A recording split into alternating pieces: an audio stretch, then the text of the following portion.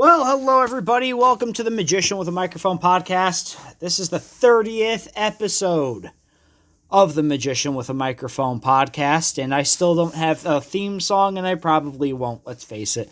If I haven't gotten it by now, I probably won't attempt to even try. I'm Chris Lengyel of Chris Lengyel Magic, your host, and today, I don't know what the hell to talk about. I know I want to talk about wrestling, but otherwise I don't know what I want to talk about. I'm not announcing my tour yet. I haven't played golf. I haven't really done anything aside from gigs. So, yeah. I guess I could, just say really quickly, congratulations to Tiger Woods going into the Golf Hall of Fame. That's very long overdue. It should have happened 10 years ago, if you ask me. That's just my opinion. I actually have had the urge to go out and play lately. It's just, with everything going on in my my place of living with family and, people and responsibilities and stuff, it's difficult. And because certain people are fucking me around, I kind of can't make decisions like that yet. To just say, hey, I'm going to go out and play a round of golf. However, I will be doing reviews this year, so I'm going to be getting out to hopefully as many golf courses as I possibly can. I want to make it a weekly thing, depending on whether I want to do my CT golf reviews and, make that like a weekly thing, because I was doing it. At one point, it was a weekly thing. It was a more than once a weekly thing. There was times I was uploading 2 videos a week, and I kind of should have waited. If I think about it, I should have just done one a week and just I would have had videos that would have lasted me well until November, maybe even December, because the weather at one point was really nice. But nope, season 2 came around and it was a complete total dud because I got so busy with my gigs and working with Pete and Chris Amusements and everything. The golf course reviews kind of went on the back burner because I was just so damn busy. But this year, I'm making it a goal. I'm going to make it like a scheduled thing, because I like playing golf. I get pissed off on the course like every other golfer in America, and probably even Europe, wherever you're listening to this. Shout out to the sauce. But I get pissed off because I'm not playing as good as I can. But, I appreciate the time that I have out there. It's a relaxing thing. I like making the videos. I like editing. I like all that stuff. So, I don't take it for granted. I get really competitive. So, and I think that's just the biggest problem. But CT Golf Reviews will be returning in 2022, hopefully within the next month or so, depending on how courses are and how the weather is. I also want to say thank you to the 10,000, 12,000 new followers I have on TikTok. I did a tutorial video the other day, and it just blew up. It went crazy viral. Almost 1 million views. And I know that is not a lot. It is 0.1% of everybody who uses TikTok, because there's 1 billion users on TikTok.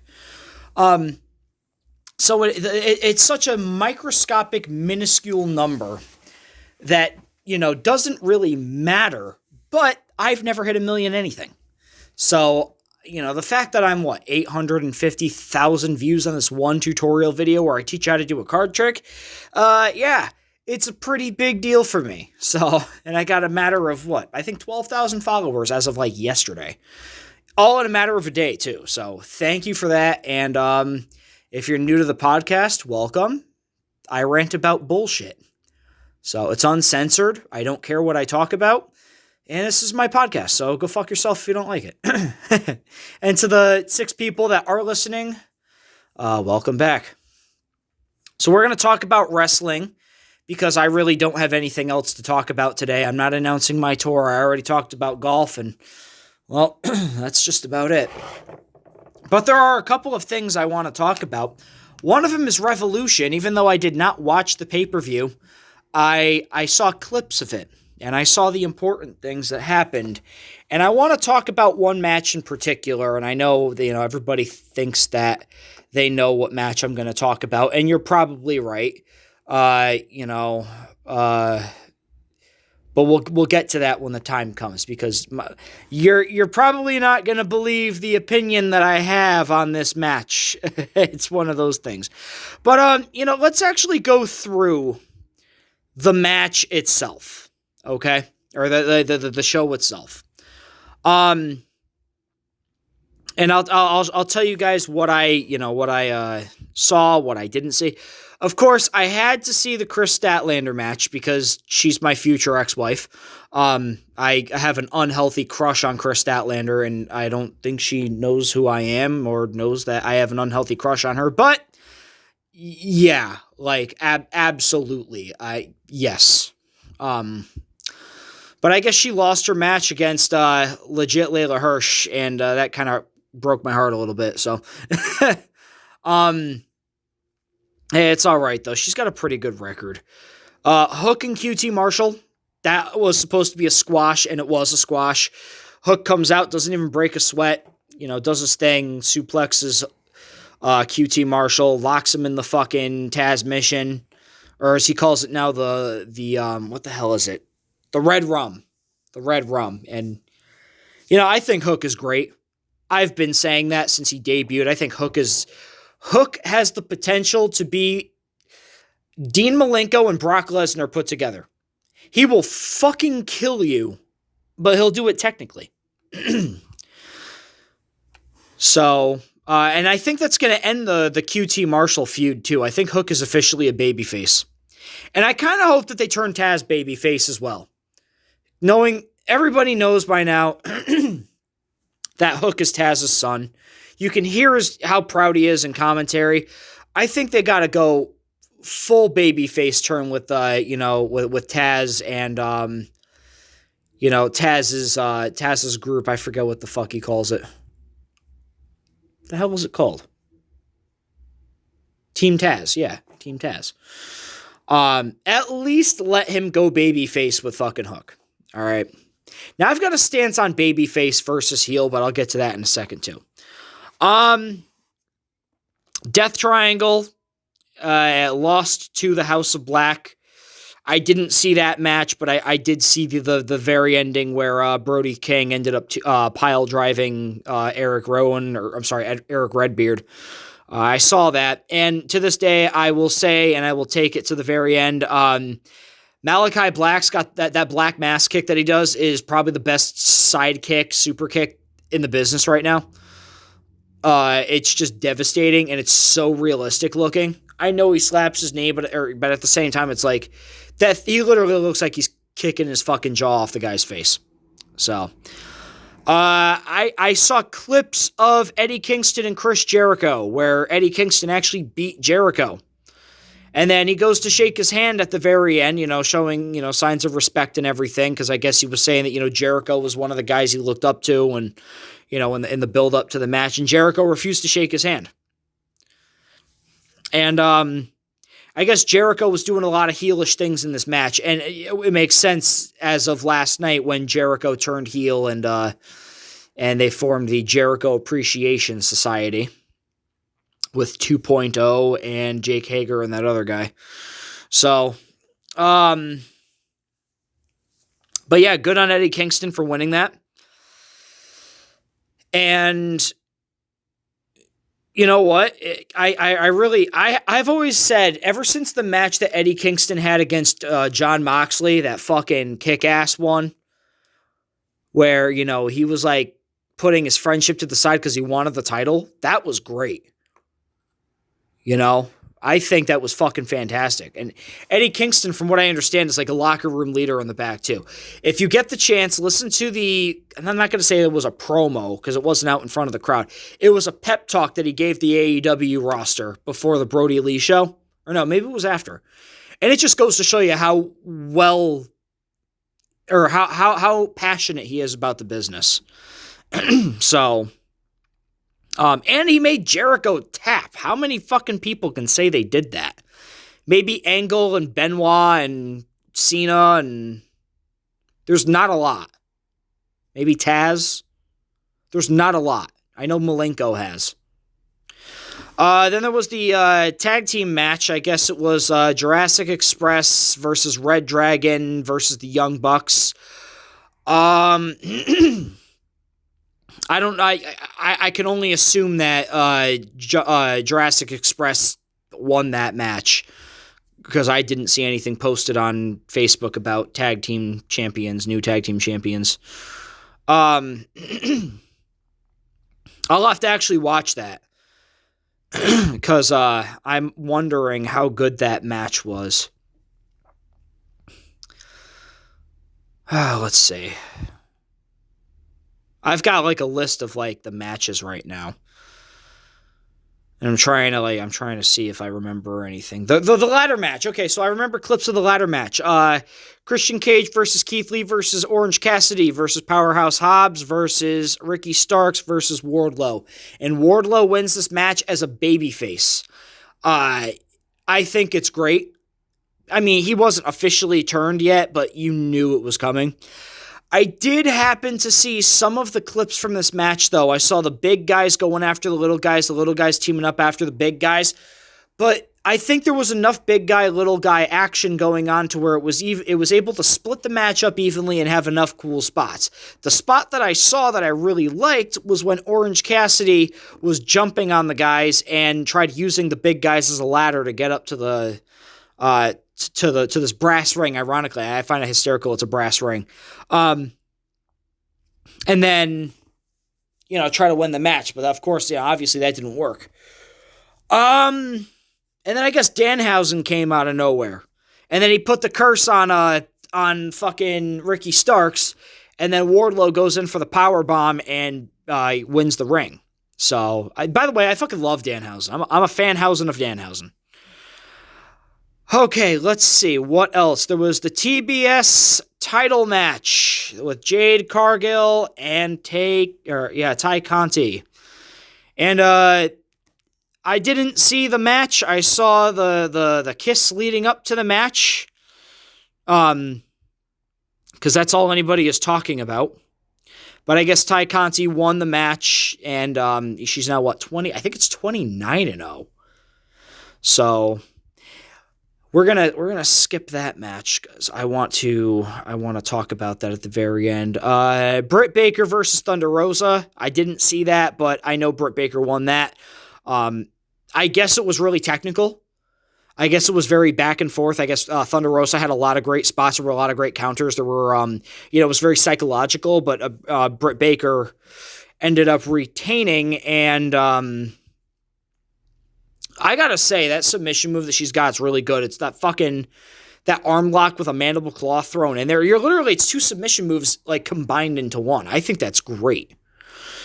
I'll have to go back and rewatch a lot of this stuff. I'll tell you. Because I don't know if did Britt Baker win by submission or did she use that curb stomp? She's been teasing she was using it, but like not like as a finisher per se, but like she's been using it in the match, and I don't know. I saw a clip of her doing it, but I don't know if that was the end of the match. If so, that would be great. Bryan Danielson versus Jon Moxley. This one was back and forth. This one was very technical, violent. It was, it was aggressive. It was a match that I feel like they could have probably gone on forever. And Jon Moxley, I guess, did not win the match. No. Wait, did he win the match?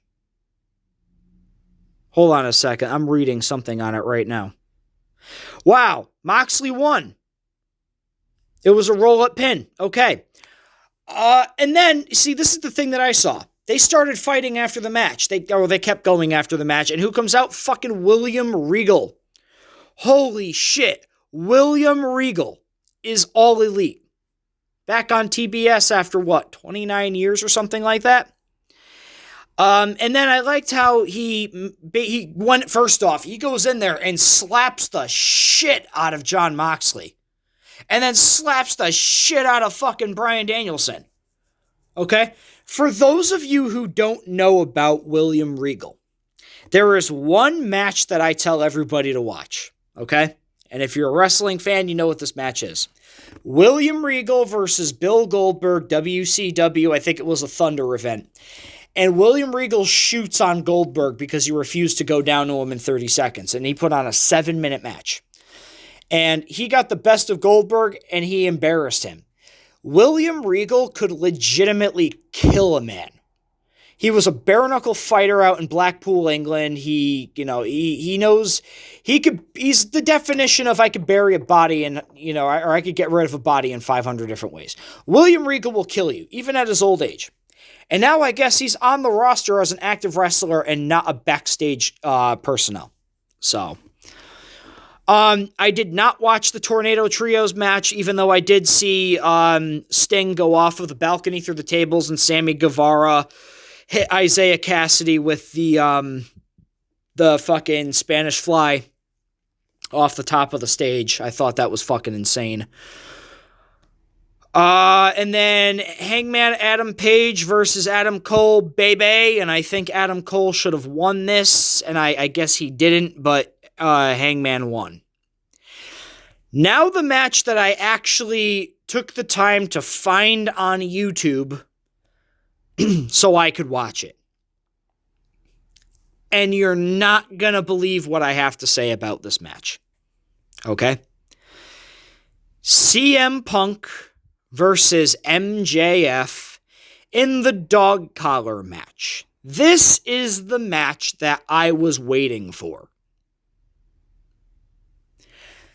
Especially because of how well they built this matchup. This is one of the best feuds in the last decade. Probably even longer. Maybe 15 years. 15 years ago was what? 22, 12, 11, 97, 2007. I would say this is probably one of the best feuds since...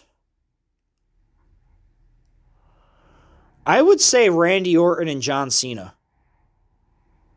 And I'm not even kidding when I say that. Like, pre-WrestleMania...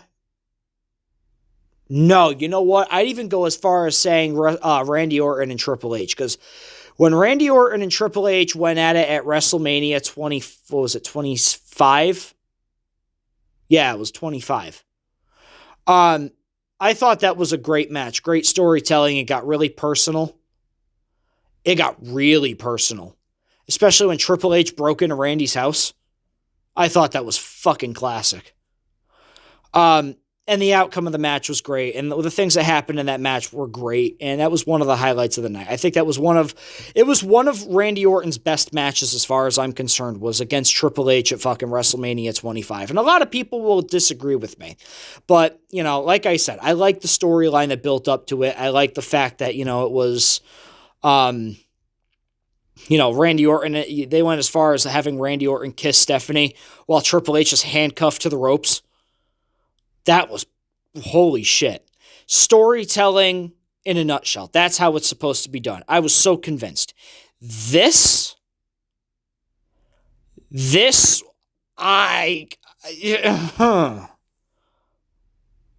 it goes as far back as fucking MJF being what? 9 years old, I think he said he was. Maybe 11. And meeting CM Punk. And they bring up that picture of him and CM Punk, and Punk said it was just another Friday, and that really got to MJF's head. And then MJF almost breaks character. I actually think he did break character. That promo leading up to Revolution where he was talking about, how he quit football and had a dream of becoming a professional wrestler, how he was called Jew Boy and all that stuff, and go back and watch the promo, man. Go back and watch all of the promos. All of them. From the second MJF and CM Punk are finally in the ring together, that 18-minute just fucking pipe bomb, dare I say, that exchange of words that was fucking flawless. And it just goes to show you just how good MJF is. He was able to go toe-to-toe with CM Punk, one of the best microphone workers ever One of the best ever to ever do it. Okay? The dude went heel for a night so MJF could get cheered in Long Island. Okay? Went out talking about how Long Island's a shithole and it was a secondhand place to Chicago, and and then MJF comes out and he got a reaction like fucking CM Punk in Chicago. Okay? And then the promo after, where MJF is coming out and he's talking shit about Chicago. And then CM Punk comes out and, I think this was like right before their actual match. This is the night that he faced Wardlow. And Punk's saying a whole bunch of shit, and then MJF like fucking comes out and says nothing. And then there was the match, and then there was all of the bragging afterwards because MJF won the match, which he should have. And then it starts getting really, really personal. CM Punk comes out and,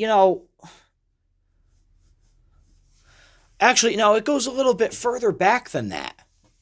Because he's talking about how he's got Wardlow, on his back and everything, and how he's running away from all this shit, and he's like, a cage won't hold me, or, people can always climb over the cage, and there's only one way for you to not run, and that's the dog collar match.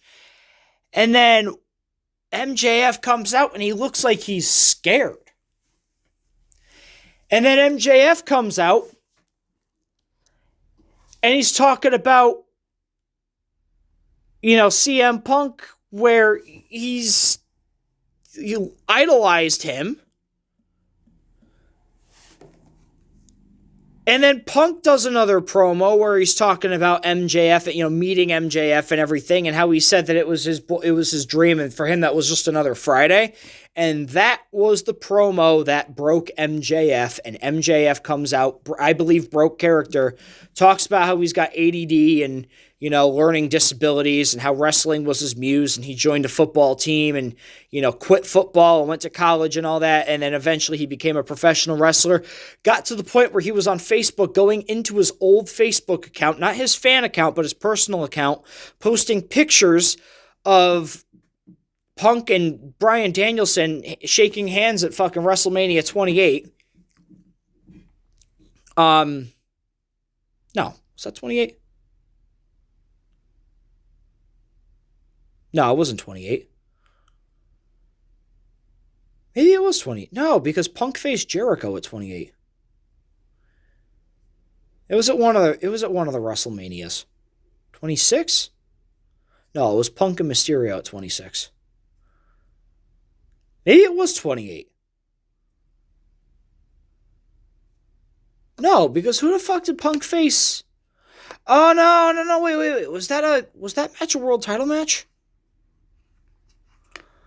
Shit, now I'm drawing a blank. I thought it was Jericho and Punk at one point for the title. Maybe it was. Maybe it wasn't.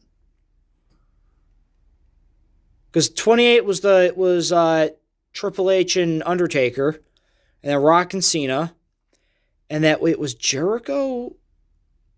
Who the fuck did Jericho face? I think it was Punk. No, because Daniel Bryan faced Sheamus. Bryan faced Sheamus that night, and he lost in 18 seconds. That was the start of the S movement. Where the fuck was that WrestleMania then? Punk and Bryan.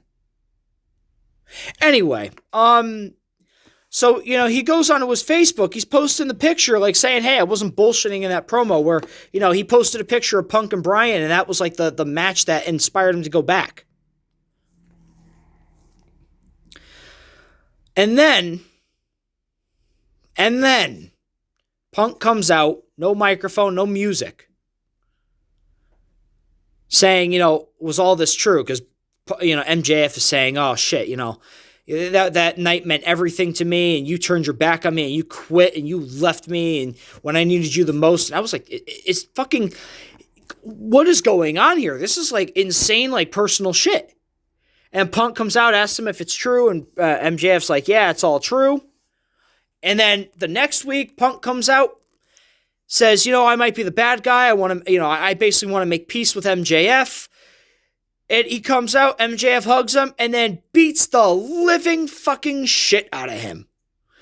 Low blows him, hits him with the ring, bloodies him to the point where AEW actually made the picture black and white for the fucking replay. And they hang him from the dog chain. And then I loved MJF saying CM Punk's line from Ring of Honor. You stupid man, I'm the devil or something like that, or, never trust the devil. I forget exactly what it was. But the match itself, this... First off, here comes Cults of Personality, and everybody, the crowd starts singing, and all of a sudden, here's MJF's music, and the crowd loses it. They boo him out of the building. They were mad. But then...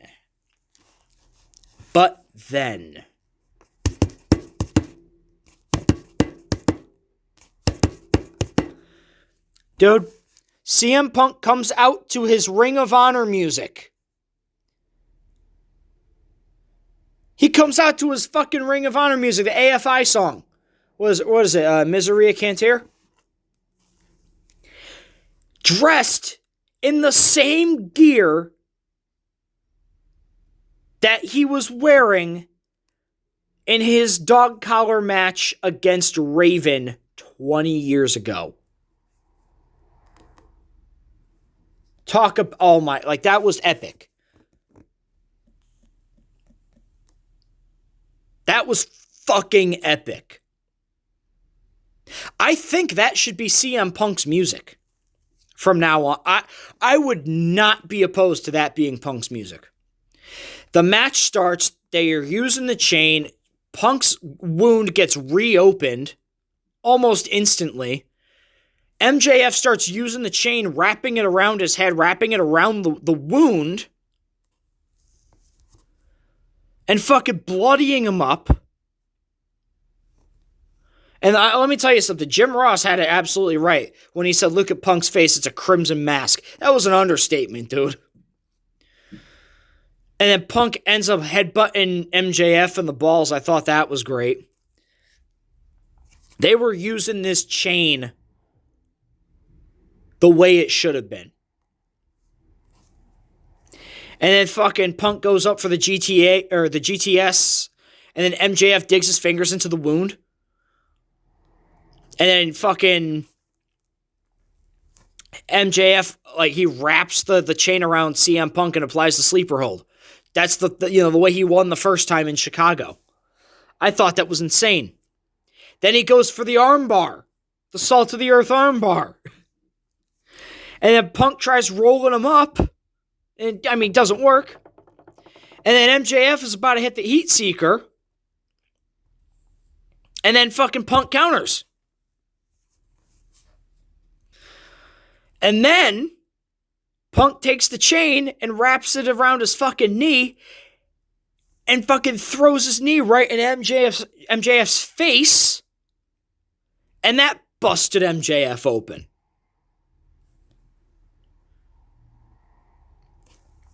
And of course, while this is all happening, while Punk's beating the shit out of MJF with the chain, the crowd's chanting, "You deserve it." And then MJF goes in for that Shining Wizard. At one point in the match, he tried stealing Punk's move. And then Punk goes for that GTS again. And then his knee, fucking collapsed. And at first, I'm like, wait, what the fuck is his knee? Is he selling his knee? And then I realized, he went into the steel steps, but he had the chain wrapped around it. I was like, holy shit. That's why.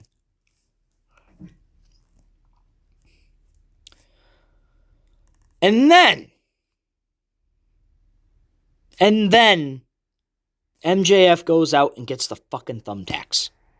As if this match was not brutal enough, he goes for the thumbtacks. And they try, they're teasing the suplex on it, and they're teasing all this stuff. And then eventually,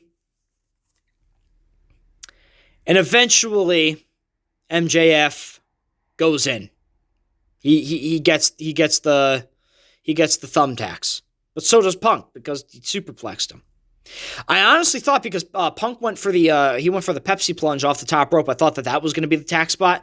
I was like, nah, somebody's going to lose an eye if they do that. And then MJF reverses it into the superplex. But I've also never seen a superplex onto thumbtacks before, so that was a first.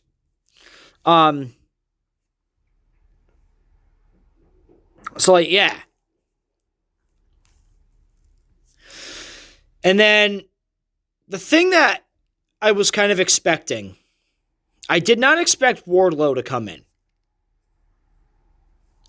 Because Wardlow comes down and he's looking around, he's like, where the fuck's the ring? Because he knew he was going to go get the ring.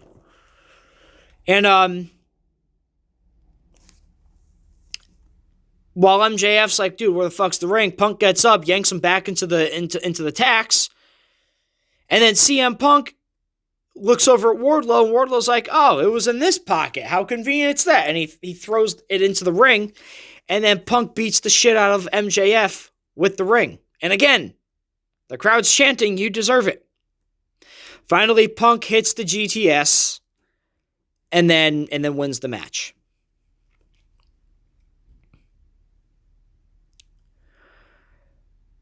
My thoughts? And you're not going to believe me when I say this. CM Punk should not have won that match. No. CM Punk should not have won that match. I think it should have been MJF. Because what better way to put MJF over as like the ultimate heel? The ultimate heel. I'm not talking like, oh, he's a heel, he's a pretty bad guy. I'm talking, I think MJF is in the top 3 best heels ever.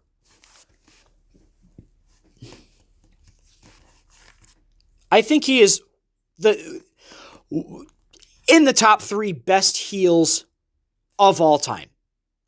Behind Vince McMahon and Ric Flair. I think MJF is up there. That is how good this fucking kid is.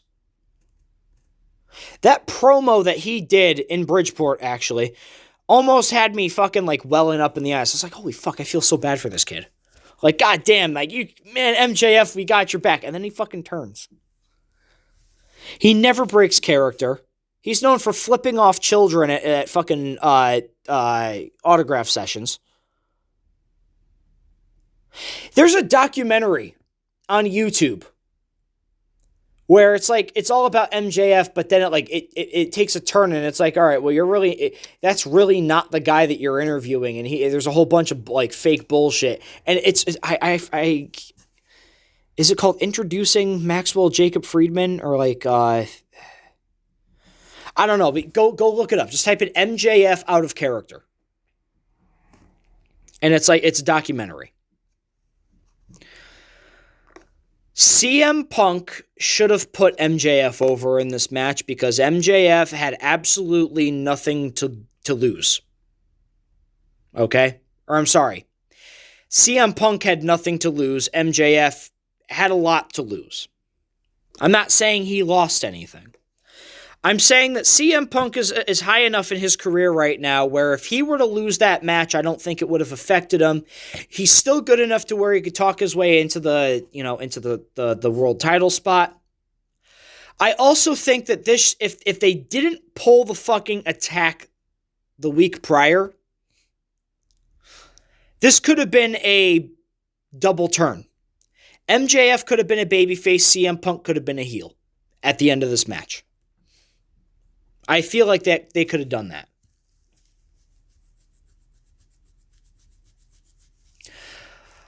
But at the same time, in all technicality, MJF and Punk are now 1-1. We need to figure out who's going to win this feud.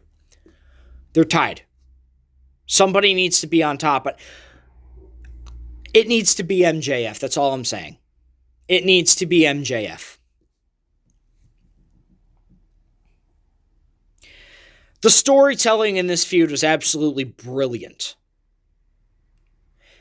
This feud is absolutely fucking brilliant. The storytelling was A+. The emotion was there.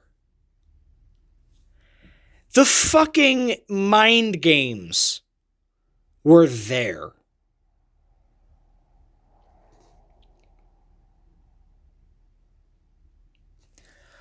And the fact that CM Punk came out to fucking AFI to really mess with MJF, because he's telling him, he's like, careful what you wish for. You're going to get the old, if you want the old me, you're going to get the old me. And he comes out to fucking, he turns into Ring of Honor CM Punk. Good timing too, because Ring of Honor was just bought by AEW. And I think CM Punk's going to have a hand in that. I think Punk and Bryan Danielson are going to have a huge hand in it. And I guess they're going to be treating it kind of like how WWE treats NXT, or treated NXT before the powers that be took over. I personally think all of the underutilized guys who are on Dark Elevation and shit, they should go to Ring of Honor. It should be like a developmental thing. Now, it makes me wonder though, because I still haven't heard anything about all the contracts with everybody from Ring of Honor, if they're under contract with AEW or not now. Or if it's still going to be its own entity. Because they're still working with Impact. So, but regardless about Ring of Honor.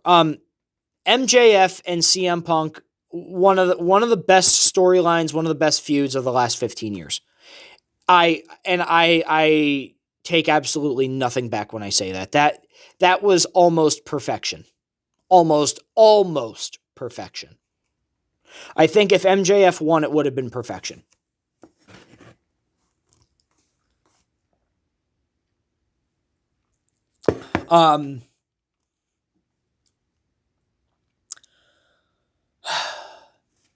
Yeah, that's what I think.